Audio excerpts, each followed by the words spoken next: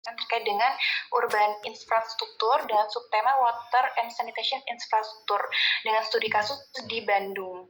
Nah, untuk jurnal dan polisinya ada 5, diantaranya 4 jurnal dan 1 policy brief, yang mana untuk academic review-nya diantaranya untuk jurnal pertama yaitu terkait dengan membahas kondisi air dan sanitasi di negara-negara berpenghasilan rendah, fokusnya pada tantangan infrastruktur, dampaknya terhadap kesehatan dan pembangunan, serta upaya yang telah dan perlu dilakukan untuk memperbaiki akses. Kemudian jurnal berikutnya membahas kesenjangan layanan air dan sanitasi di negara berpenghasilan tinggi yang seringkali luput dari perhatian global karena fokus lebih banyak tertuju kepada negara miskin dan berkembang.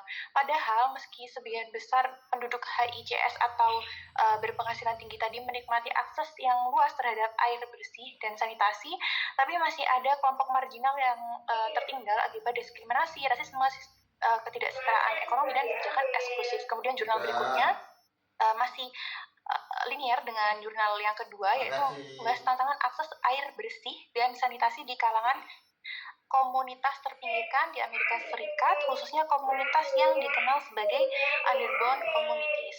Nah, meskipun Amerika Serikat ini dikenal sebagai negara maju, tapi ada kelompok masyarakat yang kesulitan terhadap layanan air dan sanitasinya. Kemudian berikutnya adalah policy brief yang membahas kondisi akses air, sanitasi, dan higien di Ethiopia dengan menyoroti tantangan utama yang dihadapi sekaligus memberikan rekomendasi kebijakan untuk mempercepat pencapaian terhadap target pembangunan berkelanjutan. Kemudian jurnal yang terakhir ini membahas berbagai upaya besar dari pemerintah, swasta maupun masyarakat laju peningkatan akses sanitasi di Bandung yang masih lambat.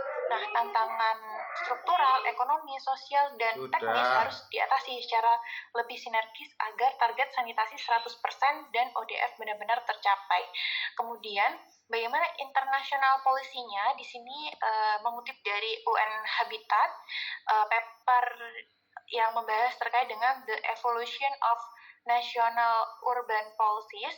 Di sini ada membahas mengenai beberapa gelombang. Untuk gelombang pertama tahun 1970 hingga 1980-an yang membahas mengenai fokus pada mengendalikan pertumbuhan kota atau urban containment.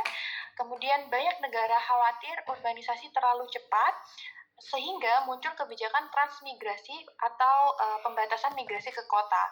Kemudian gelombang kedua tahun 1990 hingga 2000-an ini di sini mulai adanya paradoks terbalik daripada gelombang yang sebelumnya, yaitu urbanisasi dilihat sebagai mesin pertumbuhan ekonomi. Di sini fokus pada infrastruktur kota, investasi, dan integrasi global. Nah, kemudian gelombang ketiga 2010 hingga sekarang lebih menekankan sustainable development berkelanjutan. Jadi di sini NUP dikaitkan dengan agenda global seperti Agenda 2030 atau SDGs, Paris Agreement yang bahas mengenai iklim, dan New Urban Agenda di Habitat 3 2016. Jadi fokusnya kepada inklusivitas, resiliensi, dan tata kelola multilevel serta keterlibatan masyarakat. Nah, untuk international policy-nya, sehingga dari sini ada Sustainable Development Goals atau SDGs, Agenda 2030 PBB, yaitu SDGs 6, yaitu Ensure Availability and Sustainable Management of Water and Sanitation for All, yang menekankan pada target akses universal terhadap air minum aman dan sanitasi layak pada 2030. Jadi SDGs ini menjadi kerangka global utama yang mengikat secara moral, tetapi memang tidak secara hukum bagi negara-negara anggota PBB. Kemudian di Paris Agreement 2015 dan Urban Climate Policies, di sini fokus pada iklim. Jadi perjanjian ini mendorong kota-kota meningkatkan ketahanan infrastruktur perkotaan terhadap dampak perubahan iklim, termasuk air dan sanitasi itu. Jadi air dan sanitasi ini menjadi bagian dari adaptasi iklim di perkotaan. Kemudian ada New Urban Agenda, Habitat 3 di Quito 2016 sebagai dokumen global hasil konferensi UN Habitat 3. Nah, kombinasi SDGs, New Urban Agenda, dan resolusi PBB tentang hak atas air menjadi rujukan utama bagi negara-negara untuk menyusun kebijakan nasional maupun lokal terkait infrastruktur dan sanitasi.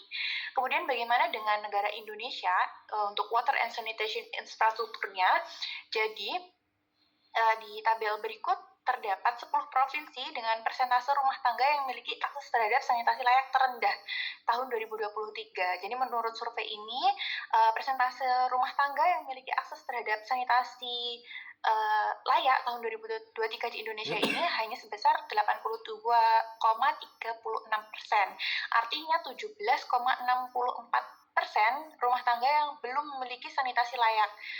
Gitu. Untuk peringkat pertamanya yang paling rendah sanitasinya yaitu Papua dengan nilai 43% saja. Sebagian besar akses sanitasi layak ini berada di wilayah perkotaan dengan persentase 85,38% dan di pedesaan 25,58%. Jadi ini sangat kecil angkanya, 25% aja. Sehingga 1 dari 4 rumah di Papua ini yang memiliki akses sanitasi layak.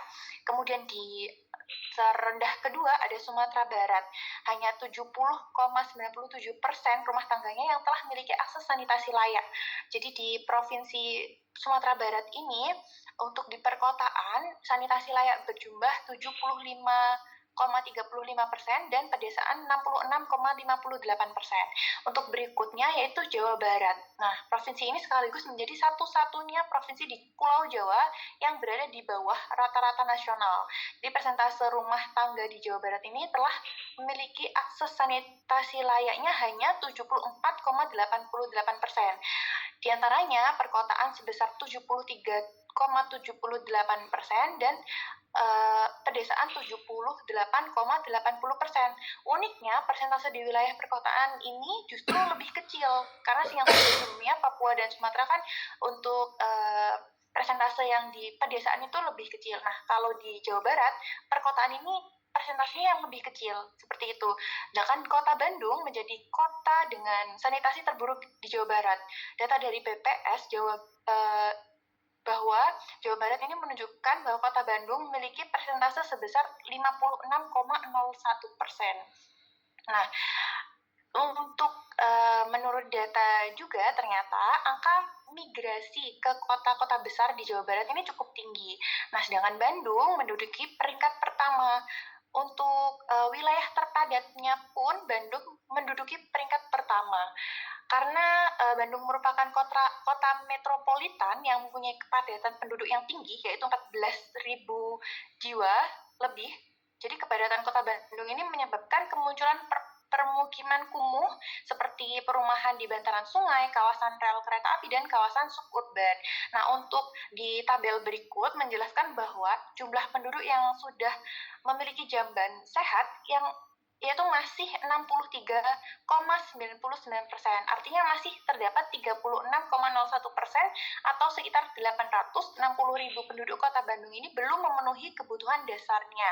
Sehingga menunjukkan bahwa peningkatan rata-rata setiap tahun hanya sebesar 1,6% saja.